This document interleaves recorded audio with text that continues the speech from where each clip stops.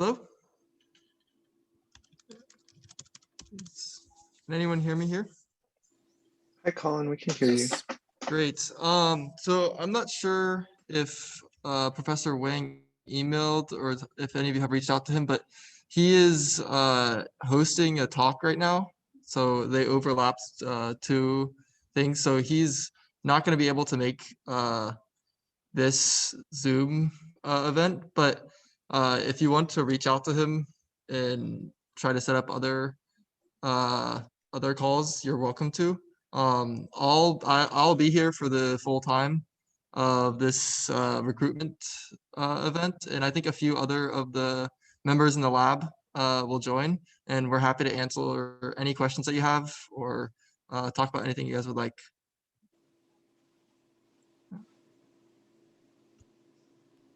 Does anybody have any questions or anything you would like to discuss?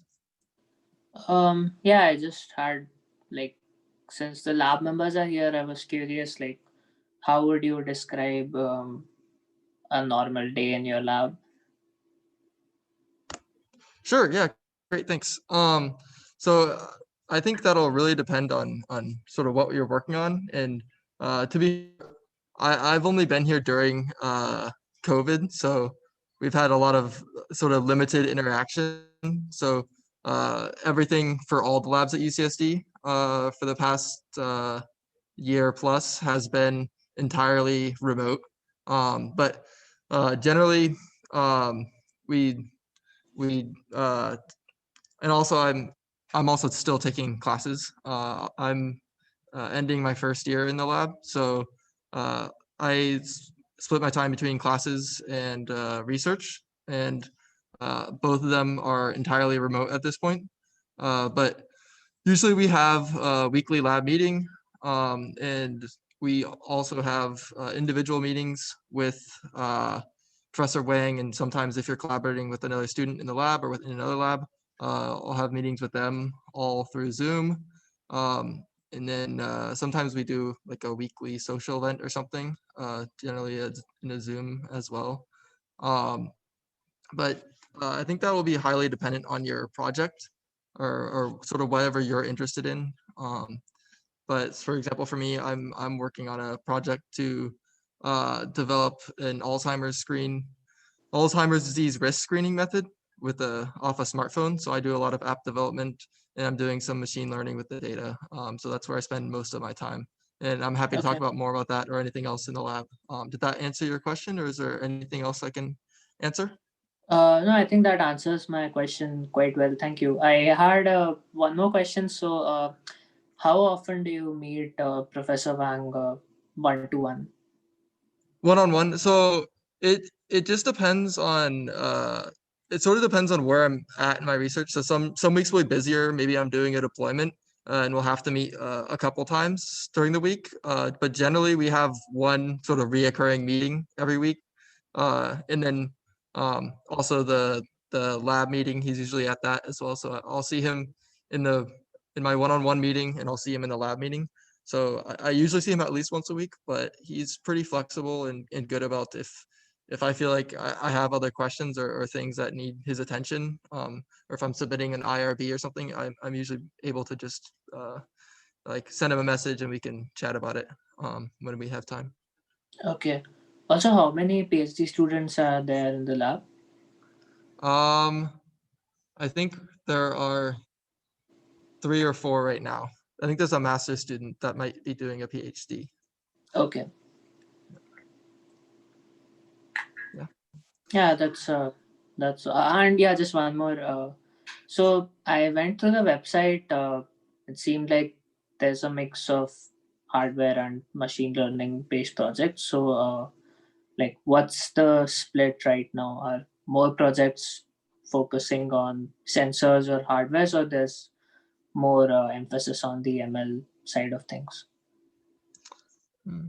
That's a good question. I think I would say I would say there might be a slight, um, probably more emphasis on machine learning and user interface versus hardware, but uh, my project is almost entirely machine learning and user interface. So maybe Okay. I might have a little bias there, but I'd say Yeah. that's probably I think the lab is less focused on like trying to design a new sensor, a new novel technology, versus compared to like, for example, Drew Hall or other people. They're very sort of oriented towards designing like a specific new sensor or something. So I think we do much less of that and much more of taking data that's already being collected and finding ways to use that, or finding ways to use devices that are already made, like a watch or a phone.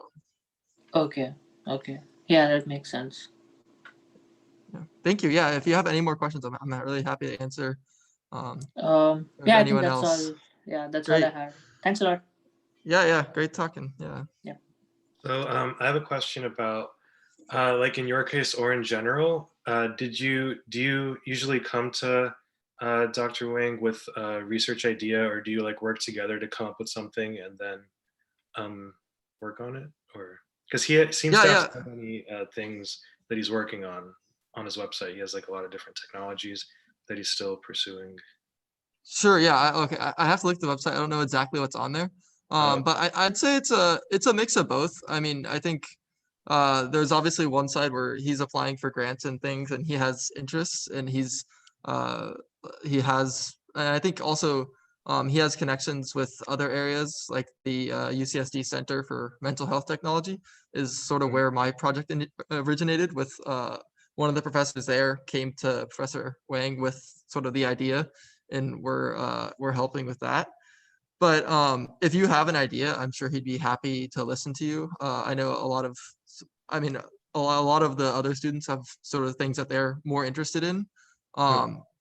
So it also might be a function of whether sort of how much time you have. So I'm not sure if how many classes you'd have to take and whatnot.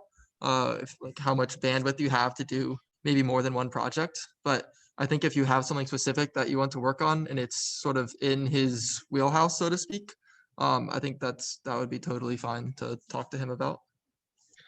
Cool. Thanks. Also, do you find that it seems to me that there's a big emphasis, just from looking at the website, about being able to use these products in the real world. So do you find that that's actually the case, or is there a lot of pressure to publish, and is there a lot of pressure to publish, or is there more pressure to like try to make something really useful and like get it out and do clinical testing and things like that? What's the trade-off? So, well, I mean, I think there's definitely a large push towards creating like usable devices and things like that. And we're actually part of the UCSD Design Lab, which is sort of a collaboration of a lot of different departments and a lot of different labs within UCSD. And they are definitely making a strong push towards sort of usability and user interface within projects. So I think that's definitely a strong consideration that we have. And I mean, obviously everyone wants to publish at some point. So I think it is a good job of, we try to have a good balance of sort of like making something good and publishing. And also a lot of times this is something that is, especially if you end up publishing in HCI or TRI or something, this will be something that you can include in the publication, is the user interface part of that, of your project. Okay, thanks. Yeah, good question. Thank you. How did you get involved in this lab, and did you like get to do rotations of other labs before kind of settling on Professor Wang's lab, or what was your journey to get there? Okay, I see a couple other lab mates are on, so I'll have them answer second because that might be more helpful for you guys. But so I actually did my undergraduate here at UCSD. So I've worked in a few other labs in the electrical engineering and the bioengineering department. When I first started the PhD, I was working in this lab and Sujit Day, his lab. So I was able to try a lot of different labs and meet with a lot of different professors. And that was definitely really helpful. And I would highly recommend that to any of you who choose to come here is to talk with lots of different professors. But I think after maybe a quarter or so, it's always good to, if you know what you want to do, to choose one lab and start being able to focus more of your time on one project. But Tom or Varun, if you have any other differences, you're welcome to chime in. Yeah, I got involved. I got involved through doing research in undergrad, and I met the person that I ended up doing research with there through a networking event. It was actually a hackathon, and then they referred me to join that lab, and then I joined my current professor through that lab. Yeah, for me, I'm a transfer student, so I was in another department at UCSD, and I talked to Edward, and then so I think I'm doing the direct admission process. That so basically I'm a transfer student transferring from another department at UCSD, and I didn't go through the apply application, normal ECE PhD student application process. Gotcha. Thank you. I'm curious about how much you guys work together. If there's like how much you guys help each other, how much like mentorship there is, since you guys might be working on different projects. If there's any overlap in your experiences on trying to like get help from other people in the lab. So I can speak to, so I think Colin and Tom, they tend to work together a little bit more. They work on similar projects. I work more with machine learning and data science focused projects. But there's a lot of affiliated groups. So the design lab is one of the groups that we're affiliated with. So sometimes when I really need guidance, I'll reach out to people that I know through that we know through the design lab, and I'll reach out and schedule like sessions with other people, and everyone is really, really helpful and willing to give feedback and just give their thoughts on something, even if it's not their expertise. They're always willing to do their best to help. Yeah, as far as I know, I think each one of us will have our own project, and sometimes whenever we need help, we might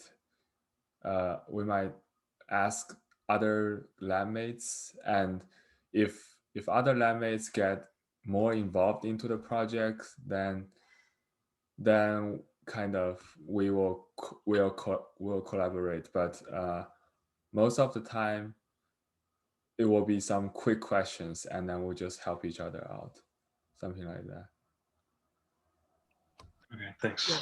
Just to add on to that, I think I may have had more help than them on my project, just because I was definitely learning a lot of new things. So I had a lot of help in learning how to use Android Studio to design apps, because I hadn't really done much of any app design before coming here. And then I also, well, I guess we didn't do it anymore, but we had sort of paper reading club that we had over the summer, where we were doing a lot more sort of very small projects for machine learning to help, and paper reading to help build sort of a toolbox in that area. And I'm also collaborating with another student who's a master's student on my project. So so for the most part, it's a lot sort of very dependent on the project and what you know and what you don't know.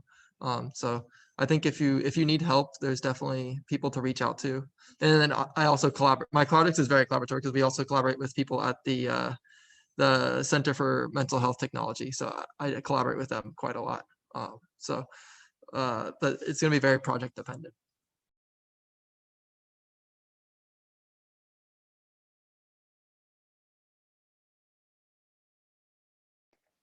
And I actually have a lab video that we're going to play. If you guys want to see that, just let me know anytime and I can play it. I noticed we lost some students, but I think we gained some students too. would now be a good time if no one has any other questions? It's a quick 2-minute video.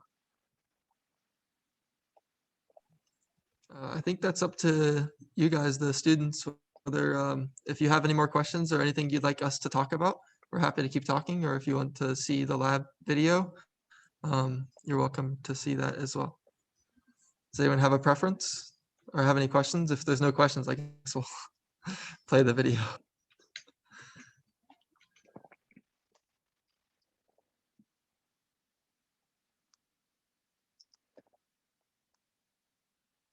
Okay, I'll start sharing the video. All right, 1 second. All right, do you guys see the video screen? It should just be a black screen. Yes, right we now. see it. Okay, perfect. I was having a little bit trouble earlier getting this to work. All right, here I'll start.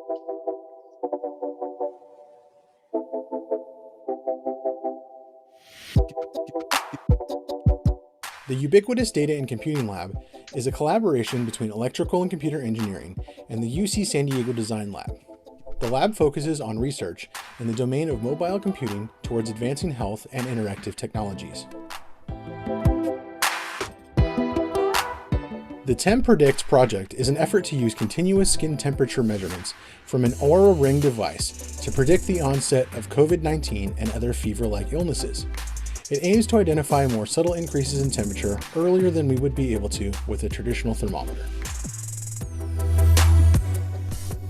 As part of a project to develop an at-home Alzheimer's disease risk screening method, smartphones are being developed with 3D printed scopes to patients. The lab has created an application to allow patients to self-administer a cognitive test and measure potential biomarkers for Alzheimer's disease.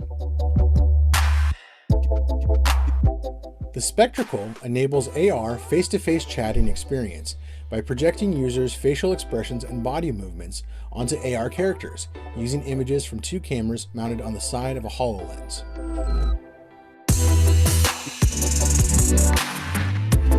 The lab also has a 3D printer that allows for quick tests of different prototyping ideas. The lab also features a solder station, equipped with tools that can handle most electronic hardware-related crafting work. There is a treadmill in the back room for data collection and a sofa bed for students to rest. For more information, please visit ece.ucsd.edu.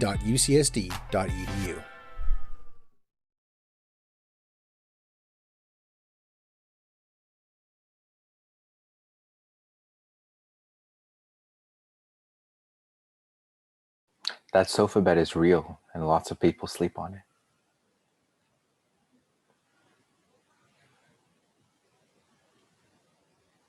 There was a whole 6-month period where it was just filled with large garbage bags because someone had to move out really suddenly. And they just threw all of the stuff that they were moving out into that room. Good times.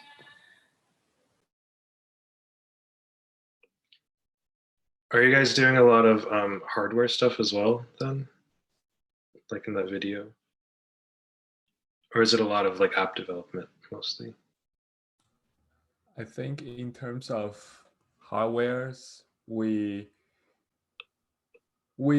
kind of do to the level of SparkFun or Adafruits. We buy some components there and putting things together, but we're not really developing new sensors. Something, yeah. I think Right. you understand what I mean. Yeah. Yeah, right now, especially, I think most of the projects are mostly computational.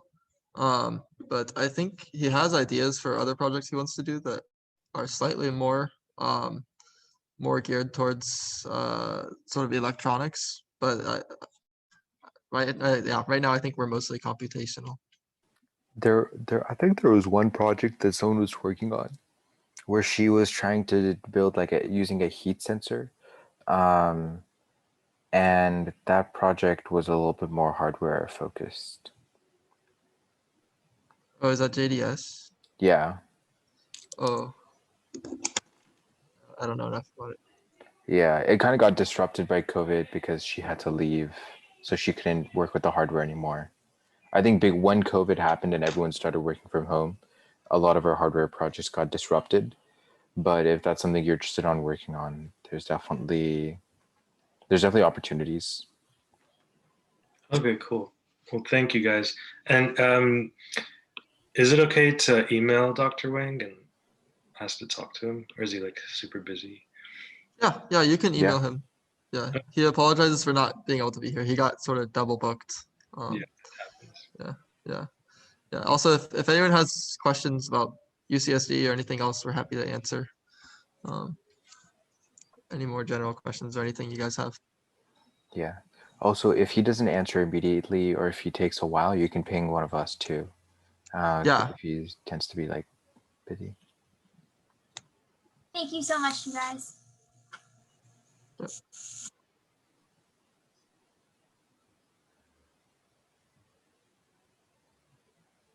All right, thank you guys for helping out while Professor Wang wasn't here.